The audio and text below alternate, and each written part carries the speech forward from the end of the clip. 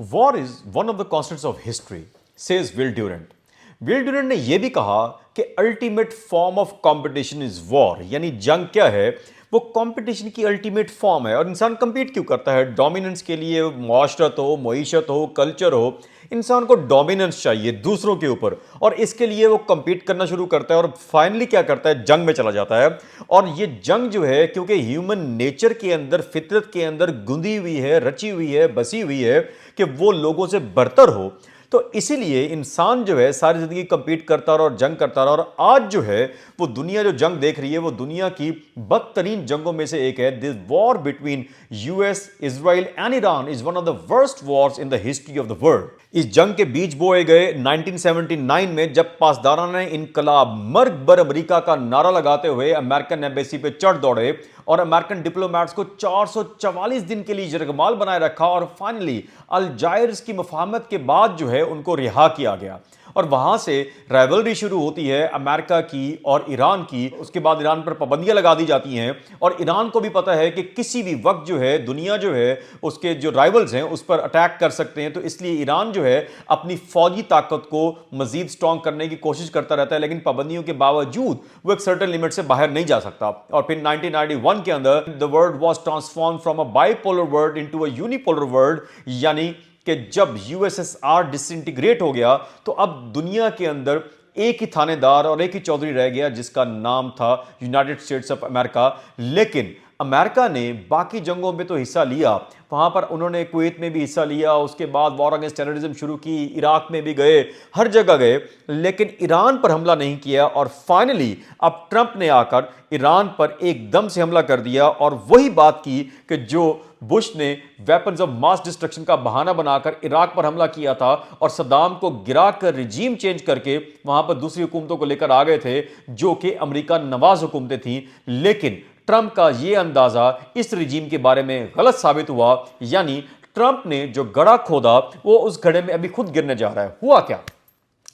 Trump का ख्याल यह था कि जब इजराइल और अमेरिका मिलकर अटैक करेंगे जो ईरान के ऊपर, जो कि टेक्नोलॉजिकली सुपीरियर कंट्रीज हैं, तो ईरान का रिजीम को चेंज कर दिया जाएगा, उनकी लीडरशिप को मार दिया जाएगा, और फिर लोग निकल आएंगे जो लोग चाहते हैं कि ये रिजीम चेंज हो। क्योंकि अमेरिका के मुताबिक उनको लगता है कि जो असल लोग हैं वहां पर जो है वो चाहते ही हैं कि वो इन जो थियोलॉजिस्ट्स हैं, यानी जो अमेरिका ईरान के अंदर जो मौलवी साहिबान है जिनकी हुकूमत है, तो उनकी हुकूमत खत्म हो जाए, वो लोग आएंगे और चढ़ दौड़ेंगे हुकूमत के ऊपर, और एक नया रिजीम आ जाएगा और रज़ा शाह पहलवी और उसके एसोसिएट जो है हुकूमत बना लेंगे। लेकिन उनका अंदाजा बिल्कुल गलत निकला। बजाय हार मानने के ईरान ने उन पर अटैक करना शुरू कर दिया। सिर्फ उन पर अटैक नहीं किया, बल्कि जहां जहां उनकी बेसिस थी मिडिल ईस्ट के अंदर, तमाम कंट्रीज के अंदर उनको इतना अटैक किया कि जो मिडिल ईस्ट का सेफ सिटीज का बबल था वो भी हमें बर्स्ट होता हुआ नजर आया। और ईरान ने नहीं छोड़ी कोई भी गल्फ की रियासत, और हर रियासत पर हमले किए, बैलिस्टिक मिसाइल से ड्रोन भेजे, और वहां पर लोग जो है भागने लगे, और प्रॉपर्टी की और बाकी चीजों की प्राइसेस जो थी गल्फ कंट्रीज में गिर गई, और उनको मिलियन से लेकर बिलियंस ऑफ डॉलर तक नुकसान होना शुरू हो गया। तो अब आते हैं इस जंग के मुख्तलिफ पहलुओं की तरफ, जिनको वन बाय वन करके हम डिस्कस करेंगे कि इस जंग में हो क्या रहा है, ईरान हार क्यों नहीं रहा, और पूरी वर्ल्ड जो है वो तमाशा क्यों देख रही है। अगर आपको लग रहा है तमाशा देख रही है तो वो तमाशा क्यों देख रही है, तो आइए वन बाय वन करके इसको डिस्कस करते हैं।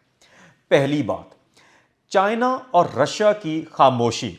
चाइना और रशिया ने कंडेमेशन तो कर रहे हैं, लेकिन एग्रेसिवली उसको परसू नहीं कर रहे, और ना ही कोई हमें ऐसा सबूत नजर आता है कि वो एग्रेसिवली जो है चाइना और रशिया ईरान को मिलिटरीली सपोर्ट कर रहे हैं। रीजन नंबर वन, रशिया के फवायद क्या है कि अगर ये जंग प्रोलॉन्ग होती है तो रशिया का ऑयल जो है वो डिमांड में आएगा, गैस डिमांड में आएगी, उसकी जो है ना रेट्स बढ़ेंगे, तो रशिया को जो है ना बहुत ज्यादा माली फायदा होगा, और वो अपने आप को स्ट्रॉन्ग मईशत के तौर पर सामने लेके आएगा।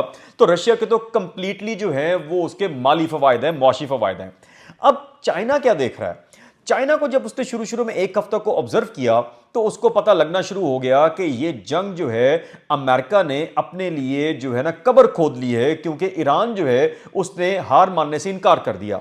तो अब चाइना ये चाह रहा है, क्योंकि जितनी जंग प्रोलॉन्ग होती जाएगी अमेरिका को नुकसान होता जाएगा। क्यों?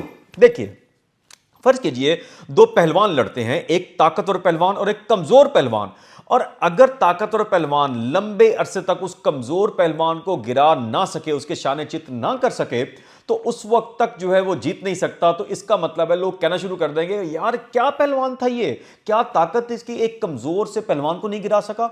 और अभी अगर ये और प्रोलॉन्ग हो गया तो अमेरिका की स्ट्रेंथ के ऊपर सवालात होना शुरू हो जाएंगे कि अमेरिका सुपर पावर है या नहीं है, और अमेरिका की जो मिलिट्री कैपेसिटी है और ओवरऑल जो पॉलिटिकल हेजमोन बना हुआ था उसके ऊपर भी सवालात पैदा होना शुरू हो जाएंगे। और जैसा कि आपने देखा कि आजकल अमेरिका विद इन अमेरिका जो है ट्रंप के खिलाफ बातें होना शुरू हो गई कि उसने क्या करना शुरू कर दिया, और अब ट्रंप के रिजीम चेंज की बात हो रही है instead of American Iranian regime change के हवाले से। अब इसके अलावा अब दूसरी तरफ आते हैं।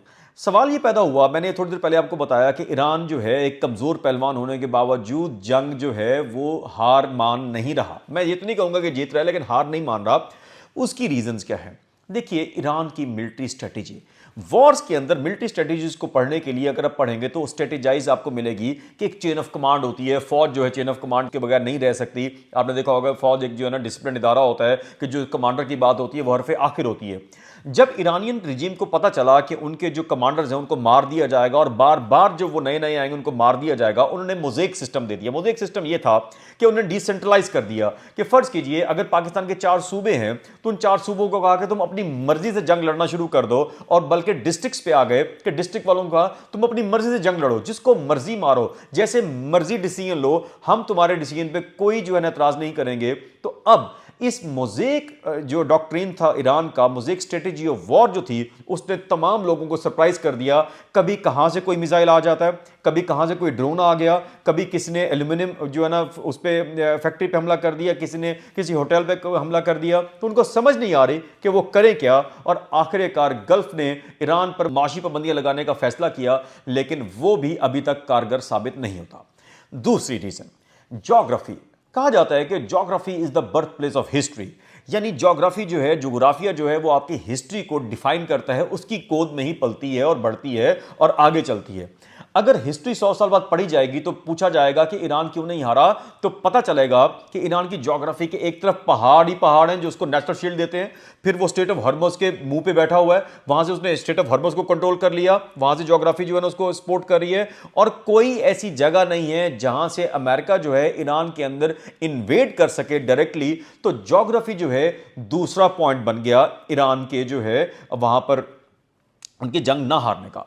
और तीसरा और सबसे इंपॉर्टेंट पॉइंट ये है, वो कहते हैं कि you can bomb a place but you can never bomb an ideology. आप नेशनलिज्म को, आप एक सेंटीमेंट को बॉम्ब नहीं कर सकते, उसके लिए आपको जहन साजी करनी पड़ती है। और ईरान ने उस जहन साजी की जो कि 1979 से पहले शुरू हो चुकी थी, जिसका समर 1979 में मिला, उसकी आबियारी जो थी वो इसने सालों तक की, तकरीबन 50 सालों तक की। और आज उसका समर ये देख रहे हैं कि वो जो लोग जो ईरानी रिजीम के खिलाफ भी थे इन अमेरिकन जो अटैक्स की वजह से, वो सारे इकट्ठे हो गए और अपनी ईरानियन आइडेंटिटी के ऊपर, अपनी जो आइडियोलॉजी और नेशनलिज्म के ऊपर इकट्ठे होकर उन्होंने लड़ना शुरू कर दिया। और फौजें वही जीतती हैं जिनके पीछे कौमें खड़ी होती हैं। याद रखिएगा, अगर कोई कौम अपनी फौज के साथ ना खड़ी हो, no matter how strong the army is, फौज जो है रेत की दीवार की तरह गिर जाती है।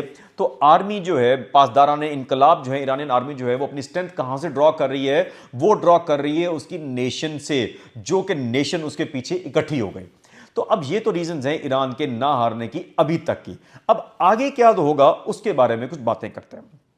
देखिए, इजराइल जो है वो चाहता ये है, उसका प्लान है ग्रेटर इजराइल का, और उसके साथ अमेरिका का ये प्लान था कि यहाँ पर अपना अगर पपट बिठा देंगे तो इस रीजन के अंदर उनको क्या मिल जाएगा, काफ़ी उनको बेहतर चीज़ें हो जाएंगी, और वहाँ पर उनकी जो है हुकूमत जो है पपट गवर्नमेंट होगी, तो वहाँ पर बाकी चीज़ों को, मिडल ईस्ट को प्रॉपरली कंट्रोल कर सकेंगे, उनको ऑयल का कंट्रोल भी मिल जाएगा, स्टेट ऑफ हॉर्मस को कंट्रोल भी मिल जाएगा। लेकिन ऐसा नहीं हुआ।